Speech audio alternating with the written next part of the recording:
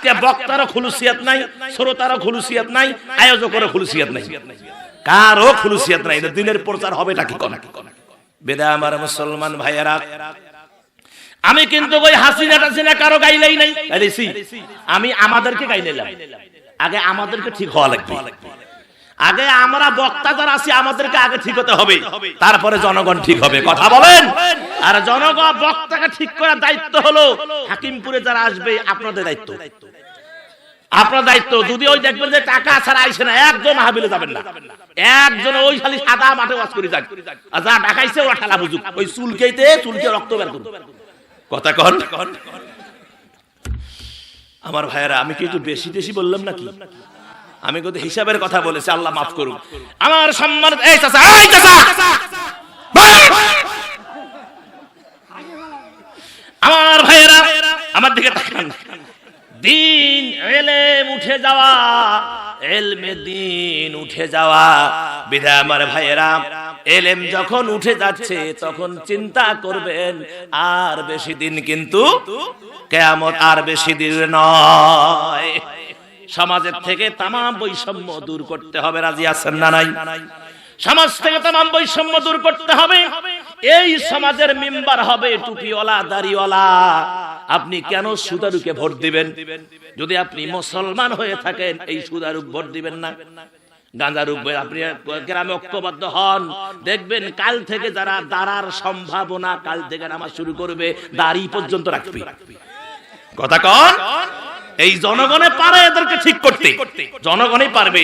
ঘোষণা দিয়ে দেন, ঘোষণা দিয়ে দেন। যেমন আমার ভাইয়েরা, এই মায়েরা শোনেন, যেমন এক মসজিদে খতিব সাহেব ঘোষণা দিল যে আগামীকাল থেকে ফজরের নামাজ যারা পড়বে না, যে পুরুষেরা ফজরের নামাজ আগামীকাল থেকে পড়বে না, ওরা যেন মানে দুইটা করে বিয়ে করে। কয়টা করি না, সরি, যে স্ত্রীরা স্বামীকে ফজরের সময় ডেকে দিবে না, সেই পুরুষ যেন দুইটা বিয়ে করে। আর এই দুইটা বিয়ের খরচ যা আছে সব মসজিদ থেকে দেওয়া হবে। মানে দ্বিতীয় বিয়ে করার যে খরচ মসজিদের কমিটি বহন করবে। এই ঘোষণা দিয়েছে খতিব সাহেব জুমার দিন। আরে বাবা, পরের দিন ফজরের সময় বউ 1 ঘন্টা আগে টাকায় ওঠেন না, ফজরে আজান নগদ দেয়, ওঠেন না, তাড়াতাড়ি ওঠে ফজরে আজান দেয়। একে পরের দিন থেকে মসজিদ মানুষ দিয়ে ভরপুর, বারান্দা তো জায়গা নাই, মানে একটা বউ ঘুমাই নাই, স্বামীকে সবাই ফজরে ডাকে দিচ্ছে। কথা কন না কেন, কথা কন না কেন? হ্যাঁ আমার ভাইয়েরা, এরকম করেন যারা মেম্বারের দাঁড়াতে খালি ইয়ে করতে দোয়া চাচ্ছে, প্রচারে নাম, সাবেক মেম্বার এবার মেম্বারের দাঁড়াবে, কয়া দেন যদি নামাজ না হবে তো মেম্বারই পাশা নাল করবে একবারে, নামাজ এই হুকুম দিয়ে দেন, দেখবেন যেগুলো দাঁড়াবে ওগুলা এমনিতে নামাজি হয়ে যাবে। আমার ভাইয়েরা, তবে আমাদের সামনের মেম্বার হবে কোরআনওয়ালা, চেয়ারম্যান হবে কোরআনওয়ালা, উপজেলা হবে কোরআনওয়ালা, তারপরে আপনার আরেকটা পৌরসভা হবে কোরআনওয়ালা, সিটি হবে কোরআনওয়ালা। নিচ থেকে যদি কোরআনওয়ালা হয়, উপরে কোরআনওয়ালা, গোটা বাংলাদেশ কোরআনওয়ালা। সুবহানাল্লাহ। আমার মুসলমানেরা, তারপরে আসেন আল্লাহ রাব্বুল আলামিনের হাবিব মুহাম্মদ রাসূলুল্লাহ সাল্লাল্লাহু আলাইহি ওয়াসাল্লাম বলেছেন, আল্লাহ পাক সে কথাটি কোরআনে নাজিল করে, ওয়ালা তাকরাবুস সিনা ইন্নাহু কানা ফাহিশাতাও ওয়া সাআ সাবিলা। সূরা বনী ইসরাইল 32, সূরা বনী ইসরাইল আয়াত হলো 32। কয় নম্বর আয়াত? 32 নম্বর আয়াতে আল্লাহ পাক বললেন, আল্লাহ রাব্বুল আলামিন বলেছেন, নবীজিকে জানিয়ে দিয়েছেন কিয়ামতের আরেকটা আলামত হলো জিনা ব্যভিচার বৃদ্ধি পাওয়া।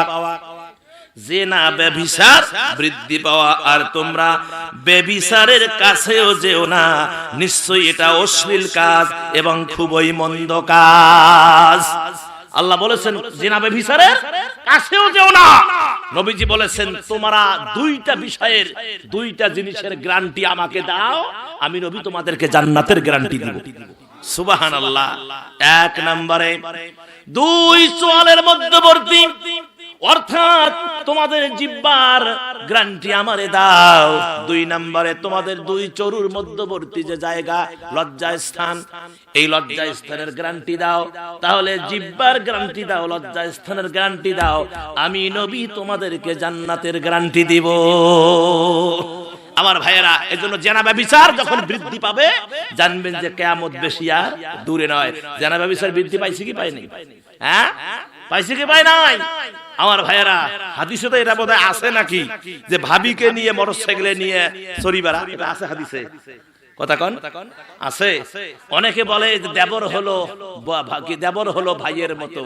আমার রাসূল বলেছেন দেবর হলো মৃত্যু। কি বলছেন? দেবর হলো মৃত্যু সমতুল্য। আর আপনি বলতেছেন দেবর হলো ভাইয়ের মতো। রাসূল বলেছেন দেবর হলো মৃত্যু সমতুল্য। মৃত্যুকে যেমন ভয় করো, দেবরকে তেমন ভয় করো। কিন্তু সেটা নয়। দেবর যখন সাজিগুজি বাহির হয়, কয় কি রে আব্দুল কুদ্দুস কই যাস? কয় যাচ্ছি একটু পার্কে। কয় আমার একটু নিয়ে যাবি না? আমার একটু নিয়ে যেত। একটা সাজি গুজি ওট নাল ভালা করিয়ে একে পাশের মধ্যে বসছে। দেওর যখন বসছে, দেওরের গার মধ্যে কারেন্টের শর্ট যেমন খায় না, এরকম শর্ট খাই যায় না। চাপি বসছে তো সাথে কারেন্টের শর্টের মধ্যে চমকি উঠছে, বাবারে বাবা। তারপরে যখন যায় মোটরসাইকেল স্টার্ট দিল, বাস স্টার্ট হয়ে গেল। যায় কোনো খাল পাগার নাই, যাওয়ার সাথে মাঝে মাঝে ধরে কি হাত ব্রেক। কি ব্রেক? ব্রেক ওই যে সামনে কি হাইড্রোলিক ব্রেক। যখন ধরার সাথে একে ভাবি এসে গার মধ্যে চেকটং করে নাকে আবার চেকটং আবার চেক। সম্পূর্ণ শরীয়তে যাইতেছে নাকি? কি হারাম? তাহলে এই যে মজাটা পাইলো, চেককমকে লাগার সাথে মজা কারেন্ট আর্থিনের মতো লাগলো না, এই যে মজা পাইলো, আমার রাসূল বলে হ্যাঁ, এখানে যেমন মজা পাইছো না, কবর গেলেও মজা পাইবা। এটার মজা একরকম, কবরের মজা আর এক রকম। যদি ছাওয়া পাওয়া অপরাধ করে আমরা বলি বাড়ি যা, কেমন মজা টের পাইছিলাম। মানে পিটাইলে কি মজা লাগে? আমার রাসূল বলেছেন এই মজা হলো পিটনের কষ্টের তীব্রতা আরো বৃদ্ধির জন্য এটা বলা হয়। কষ্টের তীব্রতাকে বোঝানো হয়েছে এই মজাকে। বিধায় তোমরা যারা নিজের ভাবিকে নিয়ে চাক্কং করো না, ঠেলাটা পাইবা কবরের মধ্যে গেলে। আর মায়েরা, তোমাদের তো লজ্জা নাই, শরম নাই যারা এই কাজগুলো করে বেড়াও। আর কিছু আছে বিয়ে করি শিয়া লোক আদি দিয়ে চলে গেছে সৌদি আরব, কুয়েত, কাতারে, টাকার বলে পাহাড় নিয়ে আসবে, আসি দেখে বউ নাই। আসি দেখে বউ নাই। কি হয়েছে? ওই একজনের কতদিন থাকবে কন? ওই এক গেছে, 1 মাস ধরে আসলো, খালি এবারে কোলবালিশ খোঁজে, ওবাকে কোলবালিশ খোঁজে। তারপরে দেবরের সাথে পিটিস করে দেবর ফিরে একদিন দেখতে যে কথা শোনে না, এই জন্য দেবরও তালাক যা, তালাক দিয়ে এখন আরেক জায়গায় লাইন টাইন করিয়ে ইয়ে টাকা পয়সা যা আছে শোক নিয়ে সে পালে যাওয়ার শেষ। ওই আসি দেখে কিছু নাই, ফকফকা। তুই বিদেশ যাবো 10 বছরের জন্য, তো বিয়ে করে কইছে কেটা? বিয়ে যদি করবুয়ে, বিয়ে করে ওরও পাসপোর্ট করে একসাথে নিয়ে যা। যাবার সময় কয় ভাই আজকে বিয়ে হলো, কালকে ওর হলো ফ্লাইট, আজকে বিয়ে হয়েছে, বাসর রাতে আসলো, তারপরে পরের দিন ফ্লাইট সন্ধ্যার সময় চলে যাবে। এখন ওর ভাই কয় ভাই আমি তো চলে গেলাম, তোর ভাবিক দেখিস। কয় ভাই তোর চিন্তা করেন কে, আমি আসি না, যা যা লাগবে সব আমি দিয়ে দেব। আপনি শুধু টাকা পাঠাবেন, মাসে টাকা পাঠাবেন, টাকা ভাবির কি কি লাগে সব আমি আছি। দেখেন কত বড় কথা। দেখেন আমার ভাইয়েরা, খবরদার এগুলো এই জানা বেবিচার। আজকে বুড়া 5 ওয়াক্ত নামাজ পড়ে নিজের বাড়ির মধ্যে নিজের বড় ছেলের বউ আর ছোট ছেলে নিজের বাড়ির মধ্যে যে রাত্রি হলে ওরা পিটিস চোখ মারামারি, ওরা জেনার কাজ করে, বুড়া জানে না। কথা কন ঠিক কিনা? বিদা আমার ভাইয়ার এগুলো খোঁজ নিতে হবে। কেননা জেনাবে বিচার যখন বৃদ্ধি পেয়েছে জানবেন যে কিয়ামত আর বেশি দূরে নয়। এখানে বেরেক, সামনে আবার ফিরে আসেন।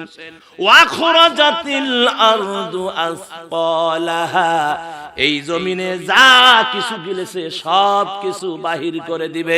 জোরে বলেন ঠিক কিনা? রব্বুল আলামিন বলেন ওয়াকালাল ইনসানু মালাহা, এবং মানুষ বলিবে ইহার কি হলো, জমিন ঢলেকা, জমিনের কি হয়েছে, জমিন এত ঢুলতেছে কেন, কাঁপতেছে কেন? আমার ভাইয়েরা, তখন আবার জবাব হবে ইয়াউমা ইযিন তুহাদ্দিসু আখবারাহা বিআন্না রাব্বাকা আওহা লাহা।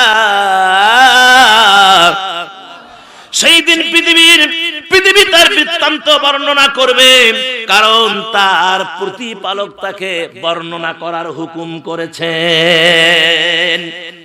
কে হুকুম করেছেন? আল্লাহ হুকুম করেছেন, তোমার যা আছে ভিতরে সবকিছু ওপেন করে দাও, সবকিছু বর্ণনা করে দাও। ইয়াউমাইযিন ইয়াসদুরুন নাসু আশতাতাল লিয়ুরাউ আমালাহুম, সেই দিন মানুষ ভিন্ন ভিন্ন দলে বাহির হইবে।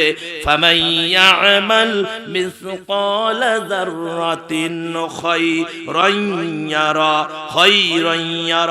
কেহ অনুপরিমাণ সৎকর্ম যদি করে সে তাহা দেখতে পাবে।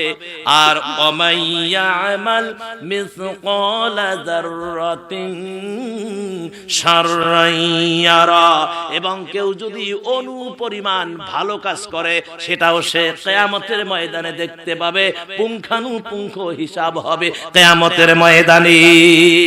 আমার ভাইয়েরা, এখানে অনেক কথা সারা রাত বললো, এক একটা করে আয়াতের তাফসীর শেষ হবে না, শব্দের শেষ হবে না, এক একটা কি অক্ষরের তাফসীর শেষ হবে না। ও মুসলমানেরা, এই যে এই জিলজিলঝালা, এই যে ভূমিকম্প, এই কথাটাই যদি সারা রাত কথা বলি শেষ হবে না। বিধায় আসুন আলোচনা এখানে স্টপ।